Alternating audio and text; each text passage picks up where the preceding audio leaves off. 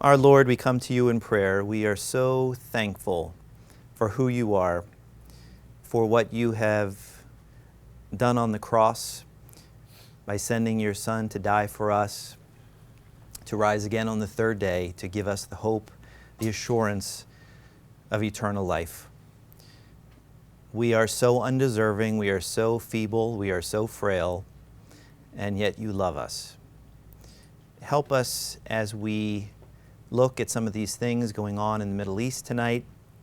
We pray that you would give us clarity, that you would help us to understand, help me to communicate what you would have, and the things that are outside of your plan, we ask that you would discard those.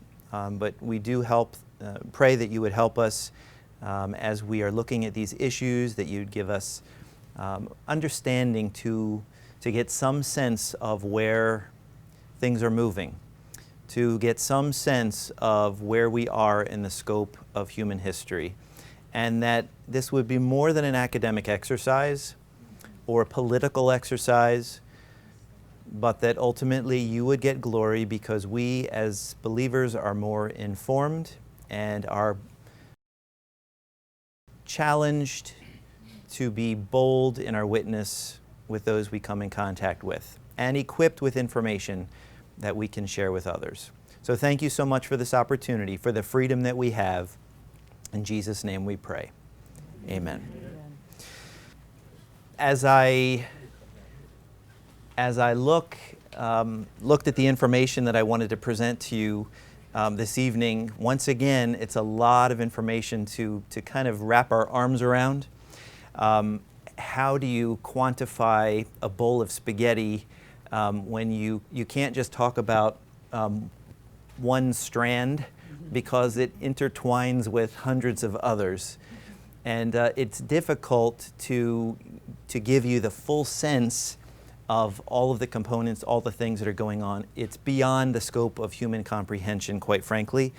But I want to give you some sense of some of the issues that are at play in the Middle East. And some of the things that I'm going to be sharing really piggyback or are in tandem with other things that I've shared over these past several months regarding what's going on in the Middle East, particularly as it relates to Revelation chapter 17 and Revelation chapter 18, the discussion of Mystery Babylon the Great, the mother of harlots. It also goes in tandem with the study that we did in the book of Daniel. Both of those studies deal with two major components, I believe, that are crucial to understanding the last days. The identity of Mystery Babylon the Great, mother of harlots, I think is a critical component. If we can truly understand the identity of that entity, it opens up, I think, a tremendous amount of biblical prophecy. I would suggest to you, and again, I'm not going to go into all the detail at this point because I've done that in some of the previous sessions. I believe that the identity of Mystery Babylon is Arabia, Saudi Arabia, specifically the area of Mecca, but I also believe it entails a far broader area than simply the city of Mecca. I believe that it encompasses much of Arabia, the ancient area of the Midianites, which would be along the Arabian border with the Red Sea in northwest Arabia. I also believe that it encompasses the area of ancient Edom, the Edomite area. Remember, there were no national borders the way we have borders today on our geopolitical maps. Arabia was essentially a large desert peninsula nestled between the Persian Gulf, the Red Sea, and at the south, the Indian Ocean. So the geographic borders today are different and more well-defined than they were in historic times. But I would submit to you that I believe that when the Bible refers to an entity that God is going to destroy in the last days by the name of Mystery, Babylon the Great, the mother of harlots and the abominations of the earth, I would suggest to you that that is both political and spiritual in nature. Political in that Islam dominates the religious aspect of the majority of the Middle East, all of the historic persecutor nations of Israel around Israel today.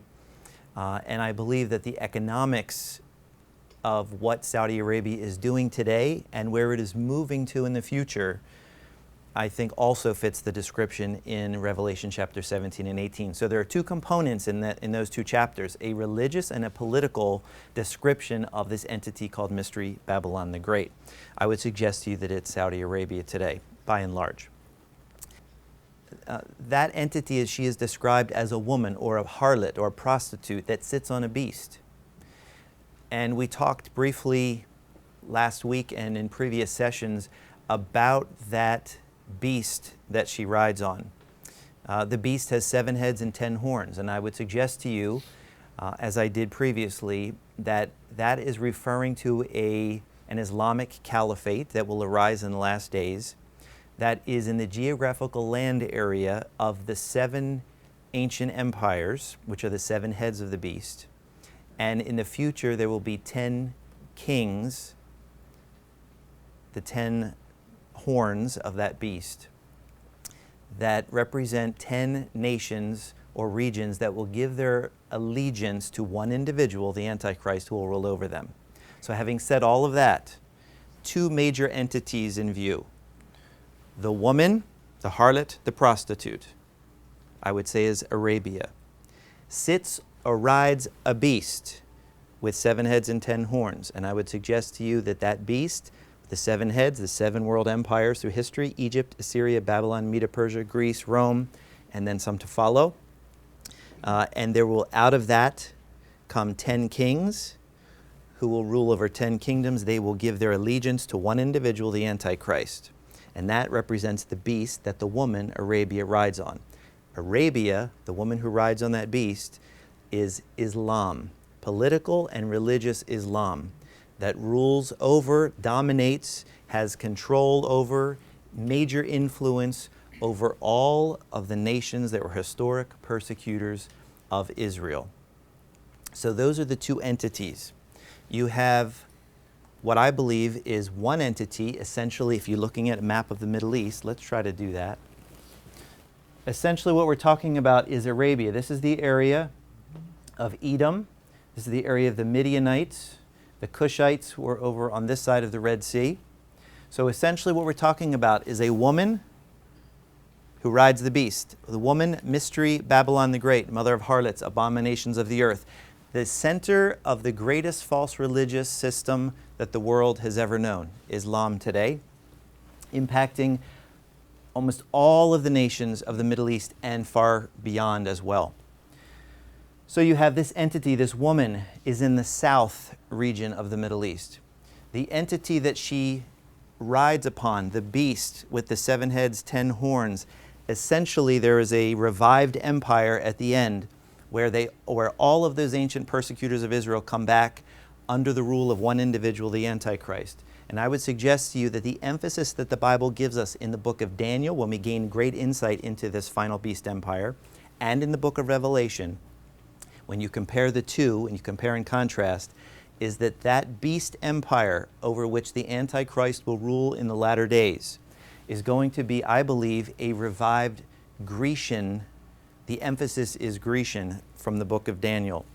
And under Alexander the Great, as we mentioned the last time we met together, the area of the Grecian Empire, Alexander the Great, ran from what is today the Balkans, which is in northern Greece, all the way including Turkey, including the areas of Syria, Lebanon, Iraq, Iran.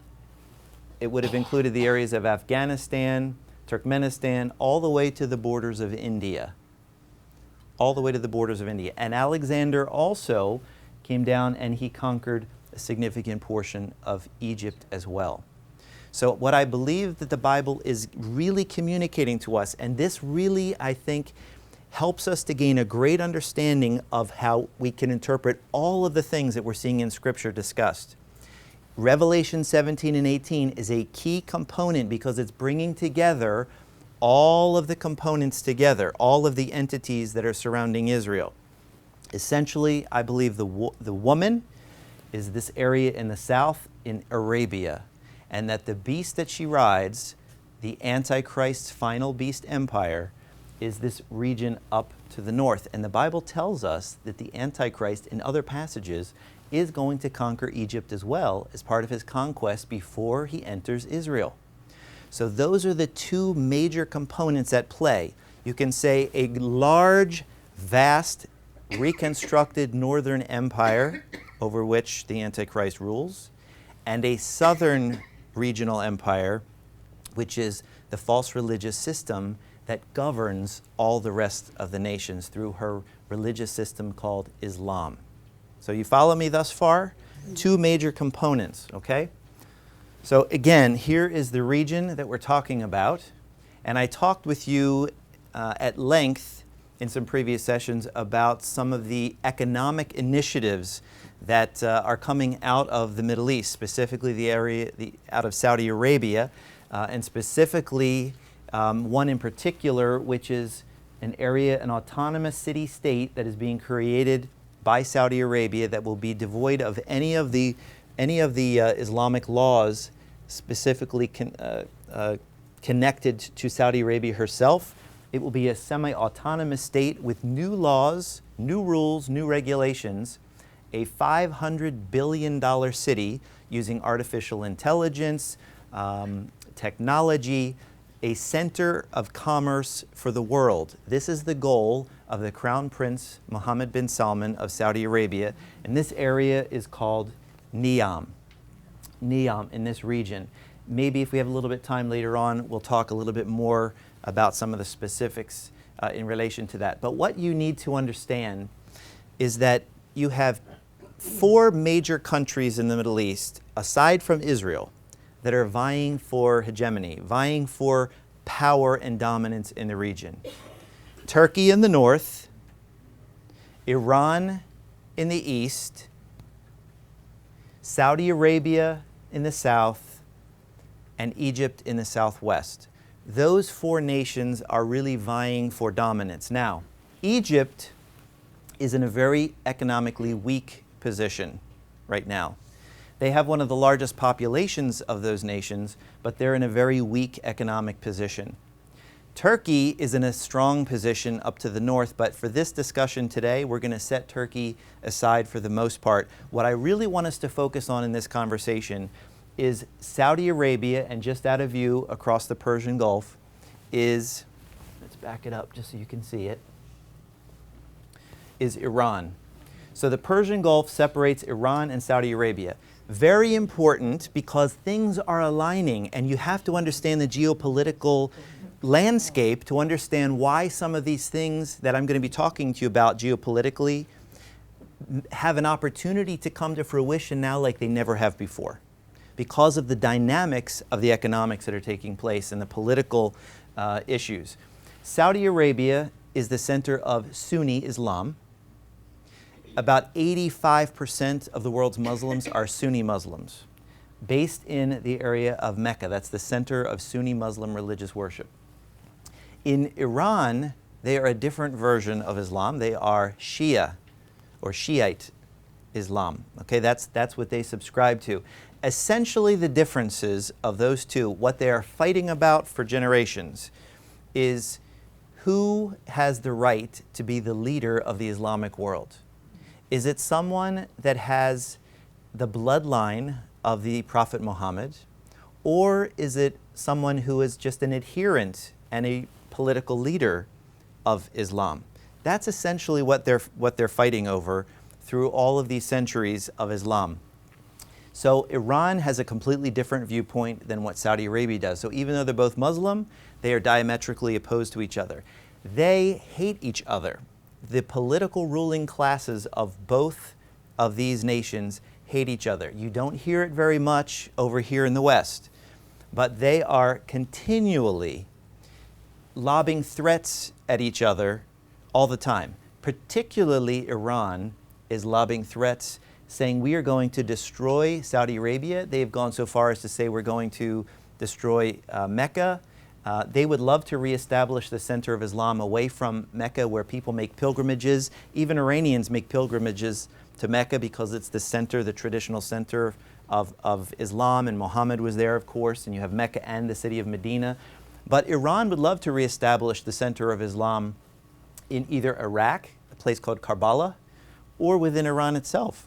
So don't think that because Saudi Arabia is Muslim and Iran is Muslim that therefore they like each other.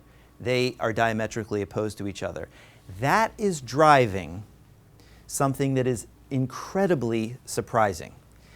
And that is Saudi Arabia and the Arab world are getting along amazingly with the nation of Israel today. Yep. Amazingly. That is what is driving, you know, the enemy of my enemy, you know the saying, how the saying goes? Okay, so what you have is Saudi Arabia that is very, very fearful of what Iran is doing and threatening. And Iran is developing a nuclear program. It's been in the news for the past several years during the Obama administration, and Trump is now having to make some decisions if he's going to extend the treaty that we have or remove it or modify it. So Iran is developing nuclear weapons. They have threatened Saudi Arabia many, many times. Saudi Arabia is very worried, and Saudi Arabia does not have nuclear weapons. So Saudi Arabia is talking to the Pakistanis because they have nuclear weapons to say, hey, why don't you come on over here and we'll buy some from you. Saudi Arabia is trying to galvanize its protective forces around it.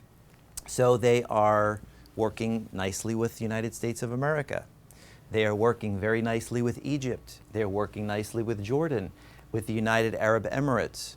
So Saudi Arabia, as a matter of fact, the Crown Prince Mohammed bin Salman of Saudi Arabia was just in America for 3 weeks. He stopped in England on the way to do some deals. He's been meeting with political leaders, presidents, former presidents, current presidents, Hollywood moguls. He is spending lots of dollars on purchasing defense equipment. Silicon Valley as well. He is, what we're told is he's been talking to Amazon in the United States. He's been talking to Alibaba in China, major companies, trying to woo these major companies to set up an international hub of business here in the proposed city of Neom. As a matter of fact, the Crown Prince has already commissioned three very large palaces to be constructed in this area called Neom. Now you can see here all of the mountains. These are magnificent, magnificent mountain ranges, canyons, peaks. But you see here, it looks just like kind of soft sand. Well, it's not exactly soft sand, but it's flat. And that's a location that was selected because of its geographic strategic location and also because it's buildable, where you could build a very, very large city. This city is said to be going to be 33 times the size of New York City in scope. Huge. Unlike what he is touting, what they are touting is it will be unlike any city ever seen on Earth before as a regional hub. So we're going to get back to some of the other issues, hopefully a little bit later. There is something afoot behind the scenes called the Sanctuary Plan. The Sanctuary Plan. It has not officially been announced. It's kind of flying under the radar. You know, when there are major initiatives within being talked about in political circles, many times they are under wraps, but occasionally some information gets leaked out, kind of what they call a trial balloon, to see how entities, nations respond to the possibilities of some of these things. Sometimes it's good to have a meeting before you have the real meeting, or to release some information before you really are sitting down at the table, the negotiating table. What has been happening for the past several years are ideas that have been floated, that are being put out there. Now, what makes it different now is because you have a new administration, a relatively new administration in the United States, and a new entity rising to power in Saudi Arabia. Crown Prince Mohammed bin Salman is 32 years old. His father, the king, is aged and probably not long for the throne of Saudi Arabia. So the Crown Prince is trying to modernize his country in amazing ways to pull them off of dependence on oil and transition them to a trade-based, entertainment-based, tourism-based economy.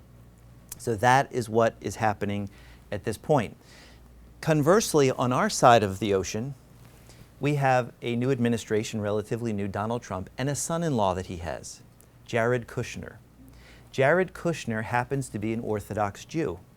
Also, another individual, Jason Greenblatt, who is also a negotiator for the Trump administration, along with Trump's son-in-law, Jared Kushner, also happens to be an Orthodox Jew. And it just so happens that Jared Kushner and Mohammed bin Salman of Saudi Arabia, the crown prince, are hitting it off very well.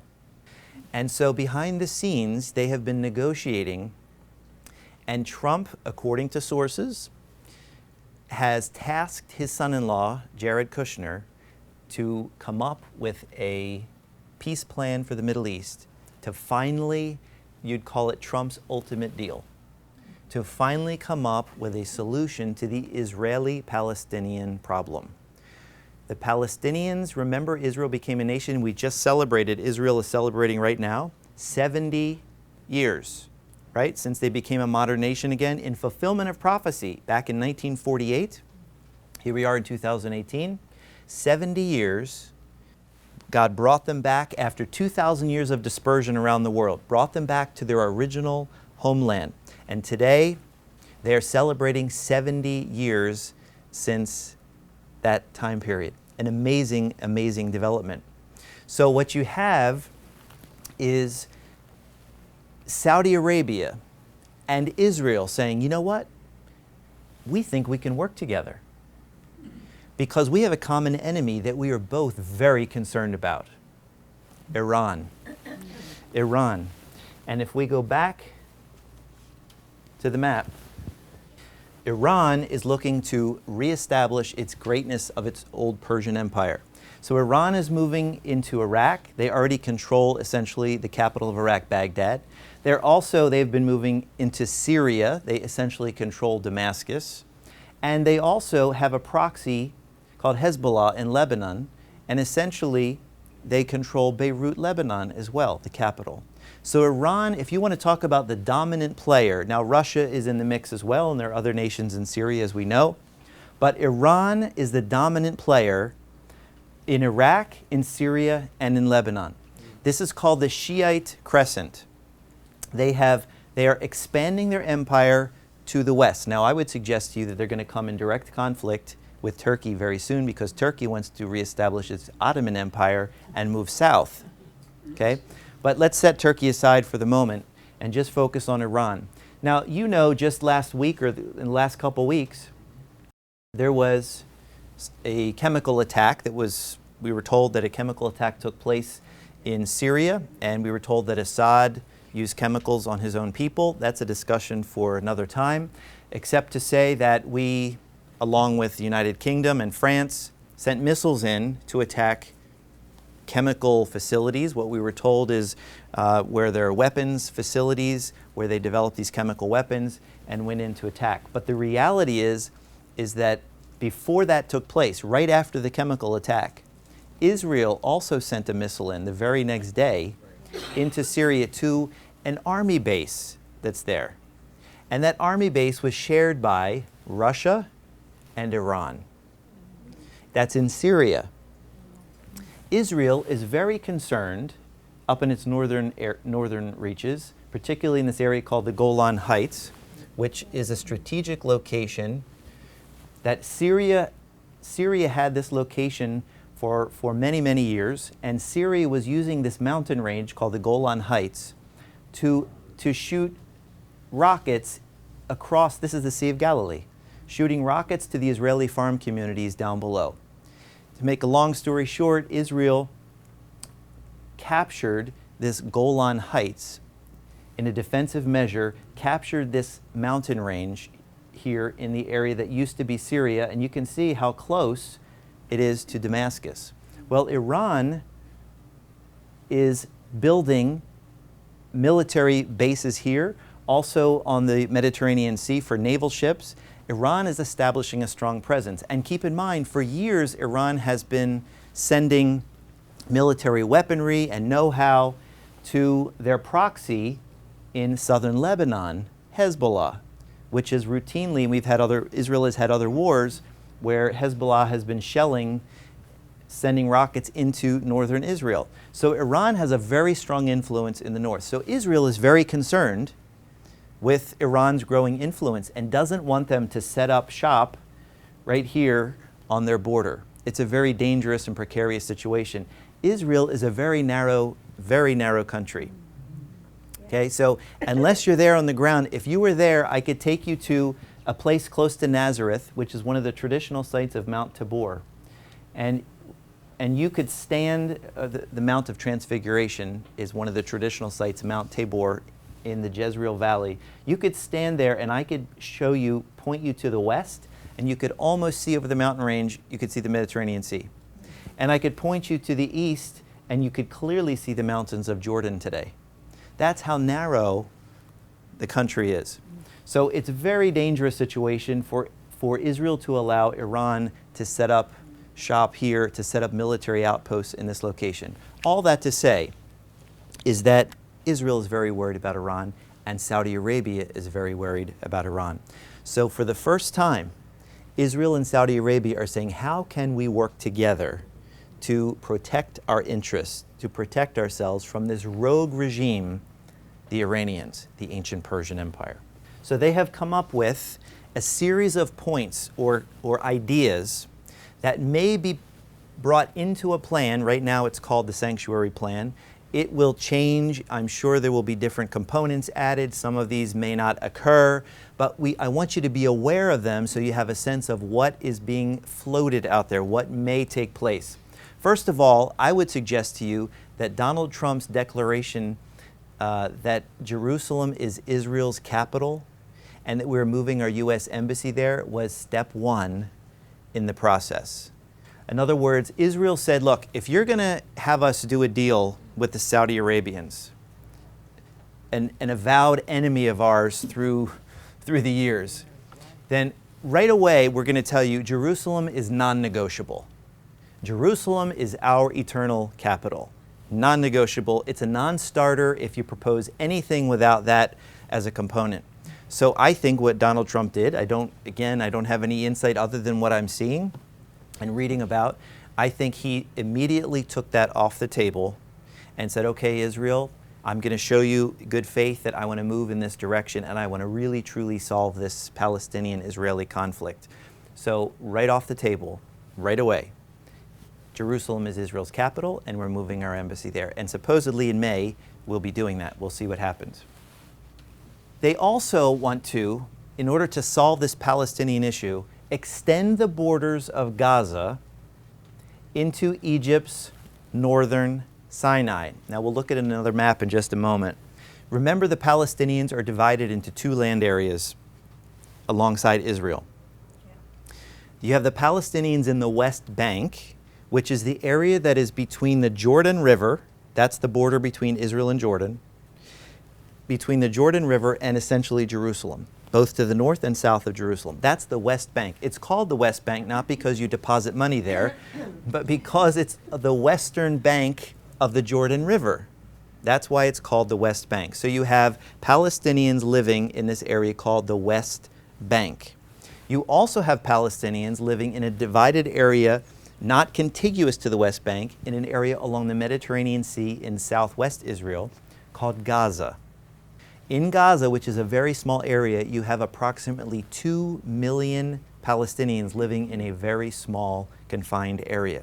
They would be the most radicalized of the Palestinians that would be in this region.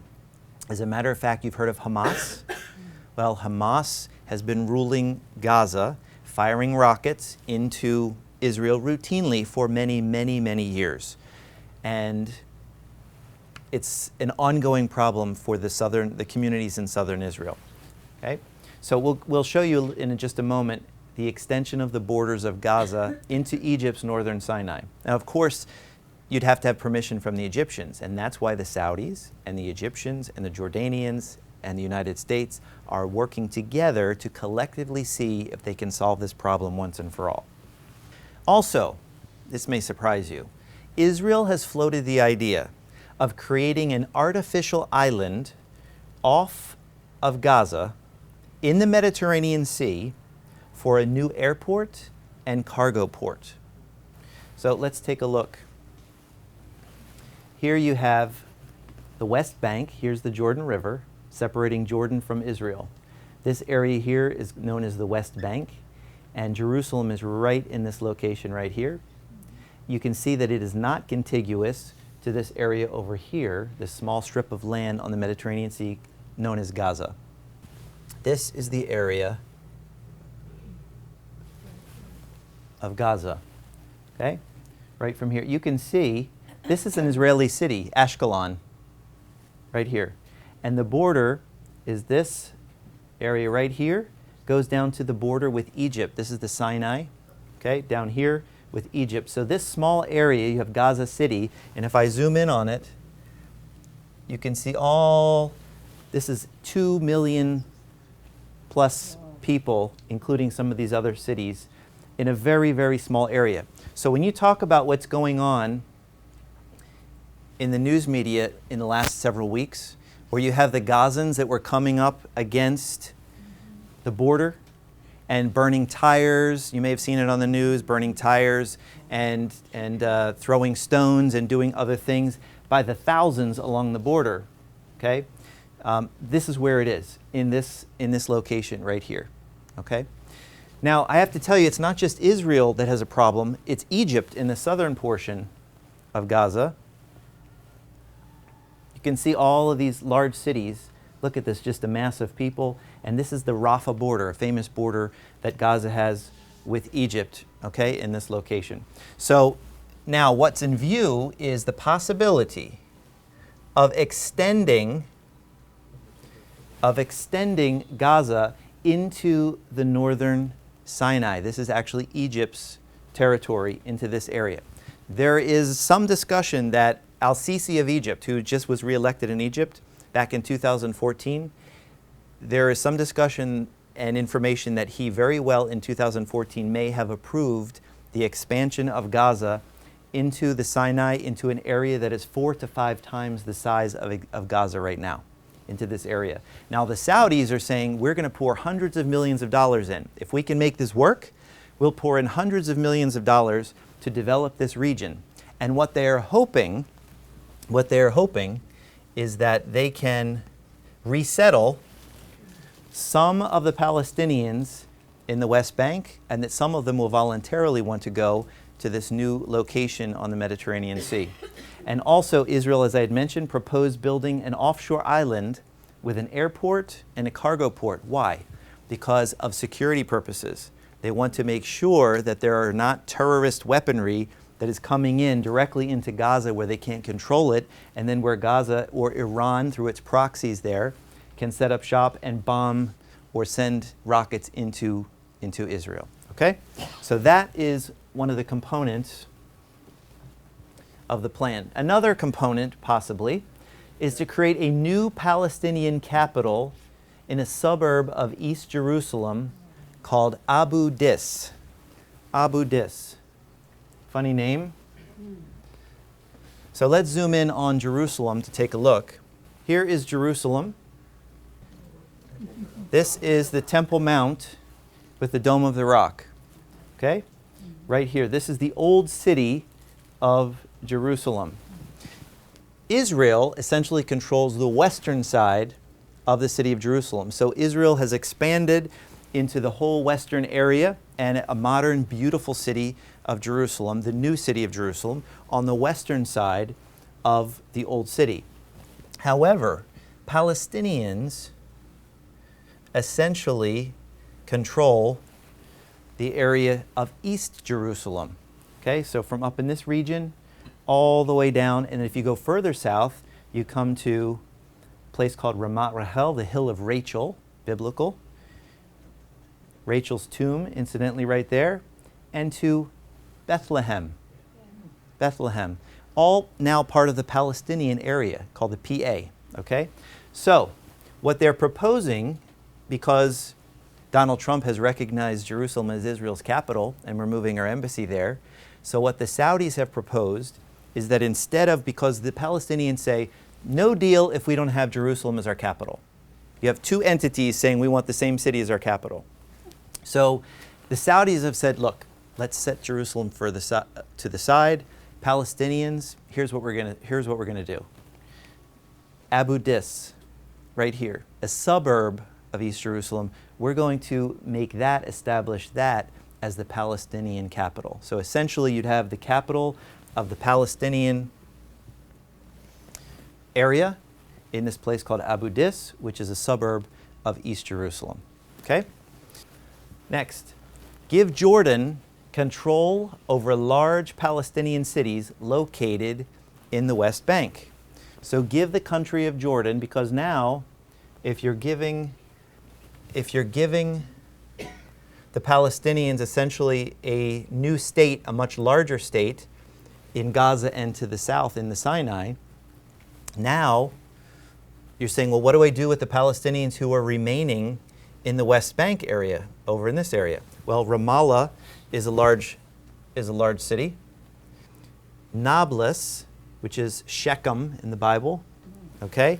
And then if you go to the south, you have Bethlehem and the biblical city of Hebron, all in the Palestinian Authority's area. So these areas potentially, in the plan, would come under the control of Jordan. So essentially Jordan, which Israel sees as a more stable entity, a more reasonable entity, would control those areas of the West Bank.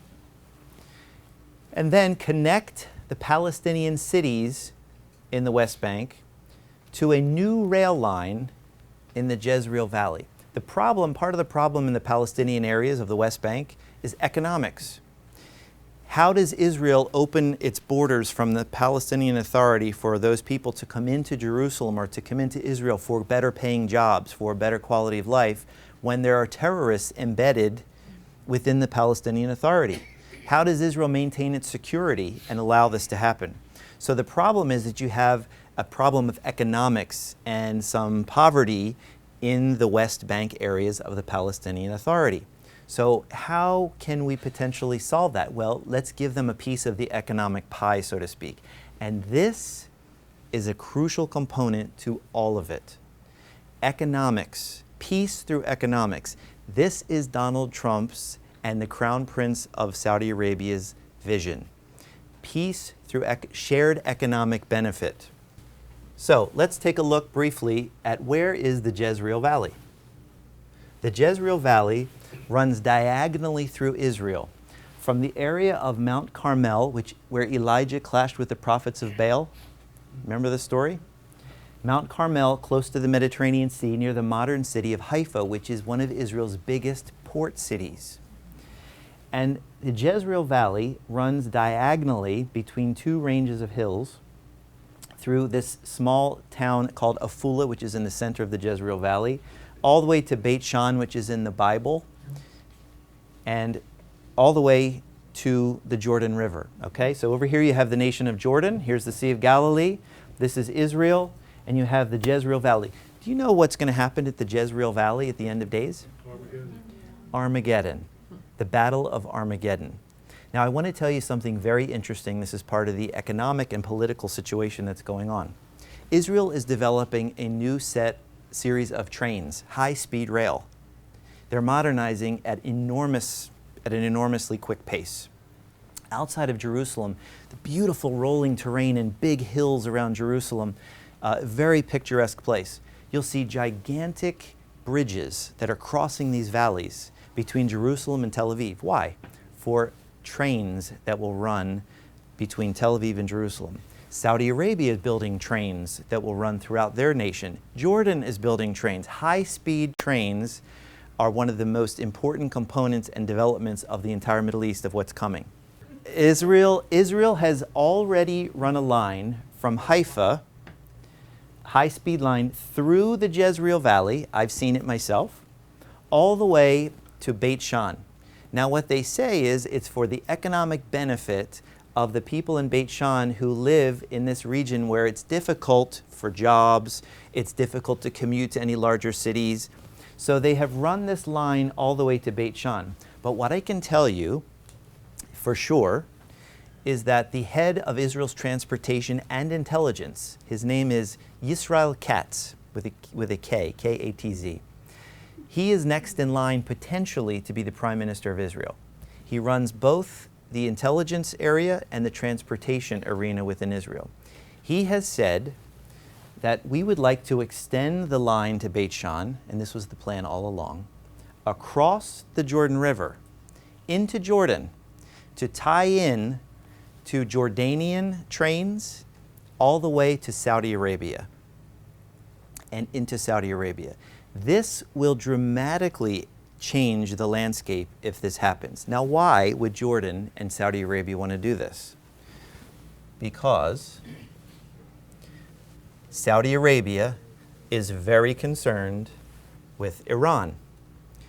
So if you're Saudi Arabia and you're concerned strategically for your own interests, where are the choke points for Saudi Arabia in terms of if you want to turn your nation from an oil-based country into a trade-based country?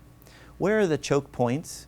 Well, one choke point is the Strait of Hormuz, which is here into the entrance of the Persian Gulf. You have the United Arab Emirates and right across from Iran.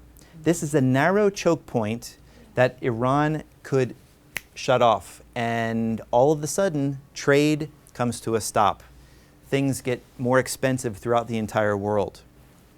There's another choke point right down here, Bab al-Mandab Strait, right at the point across from Yemen and Djibouti. Now, you may have heard about the Houthis. The Houthis are a group of rebels in Yemen that are supported by Iran that have been causing all kinds of problems here. There have humanitarian crises there as a result because Iran is footing the bill for the Houthis in Yemen to create a problem. Why is Iran there? Because it's another choke point for Saudi Arabia, for their entire plan to transform Saudi Arabia. There's another potential choke point, is the Suez Canal. So Saudi Arabia is working very closely with Egypt to make sure that they have very good relations because they are going to need the Suez Canal. But I want to point out to you, and I must end here very quickly, that with the new city of Neom and all of the cargo ports and travel destinations that you're going to be seeing being built in the beautiful turquoise waters of the Red Sea, when they develop this area, Saudi Arabia wants another couple of options to make sure that they're insulated from the potential choke points that Iran can create.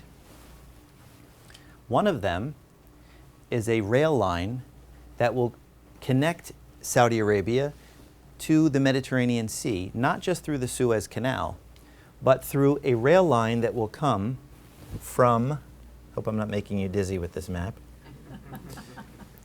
that will come all the way from Saudi Arabia's coast at the Persian Gulf to their capital city of Riyadh, through the desert to Jordan, to the Jezreel Valley of Israel, and all the way to the port of Haifa.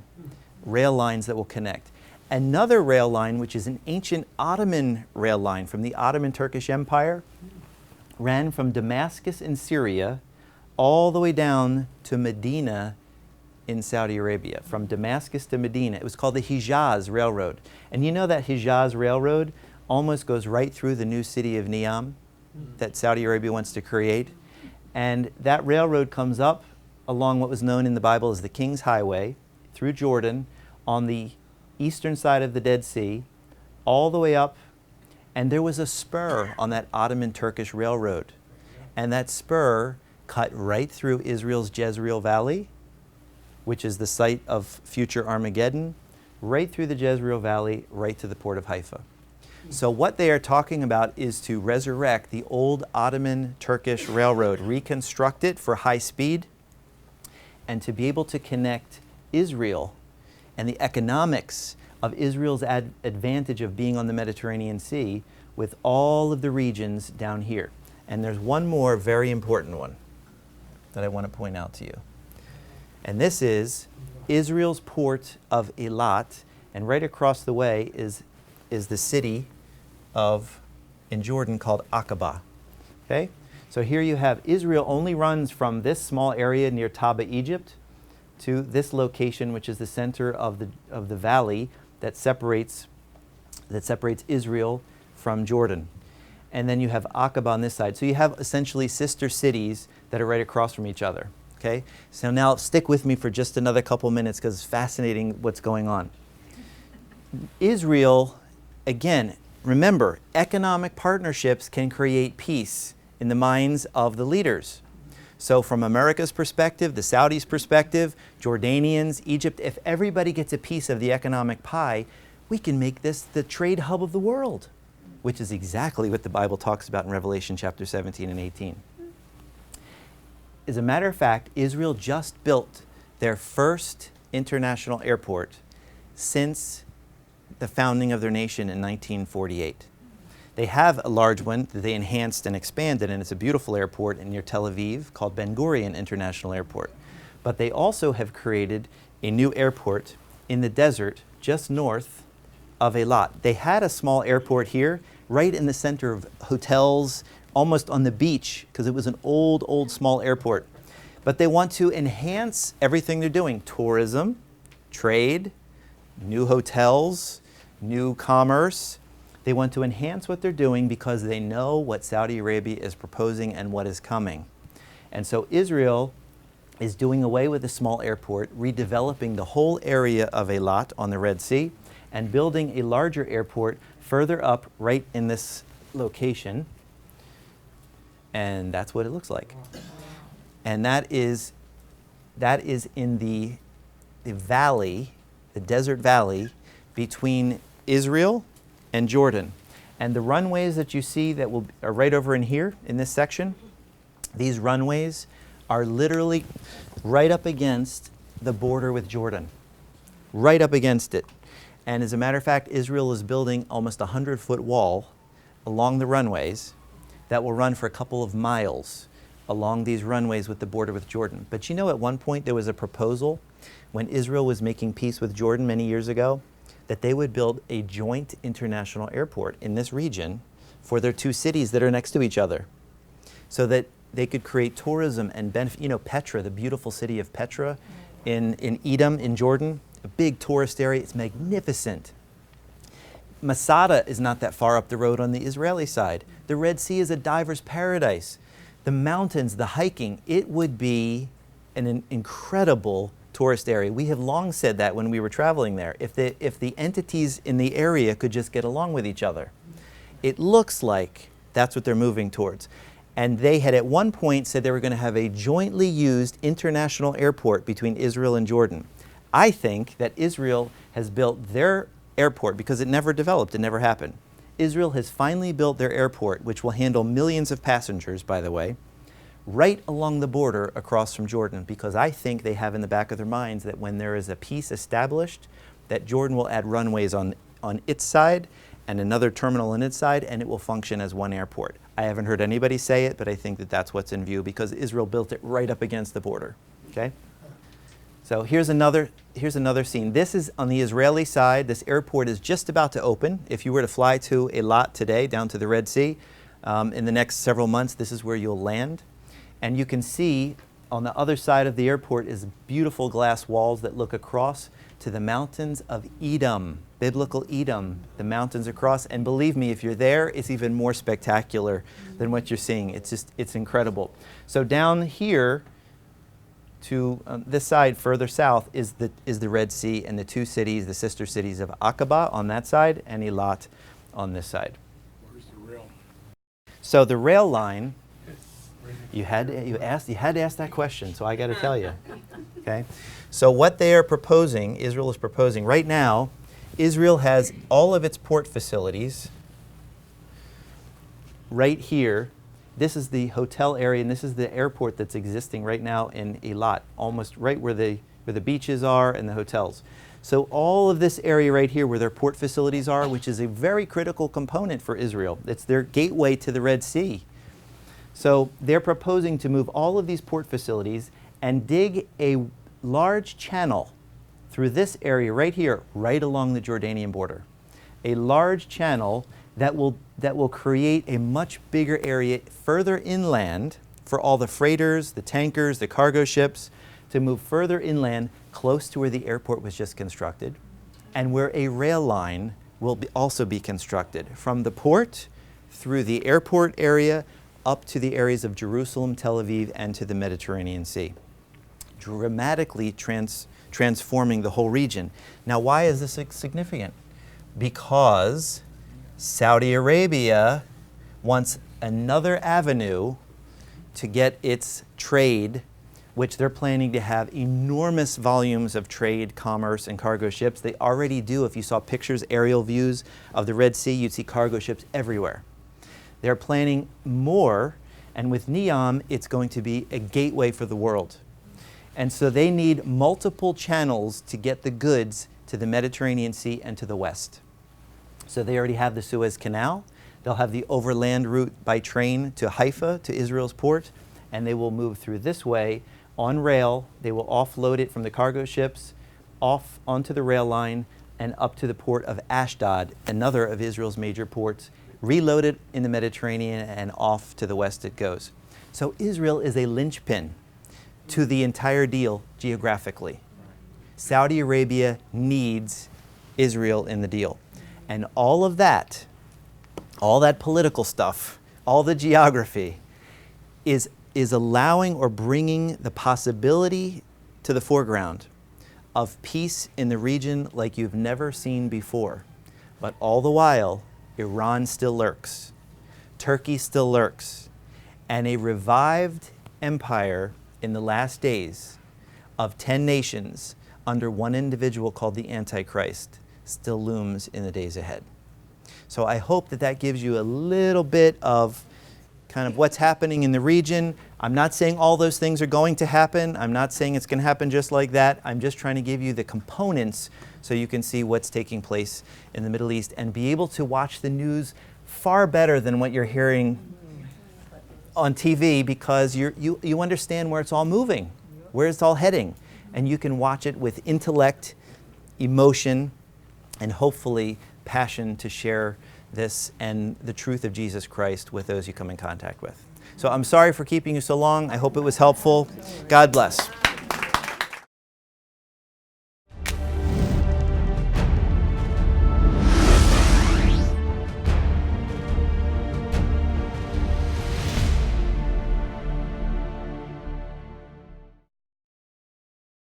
Go deeper in your understanding of God, His people, and His plan for planet Earth.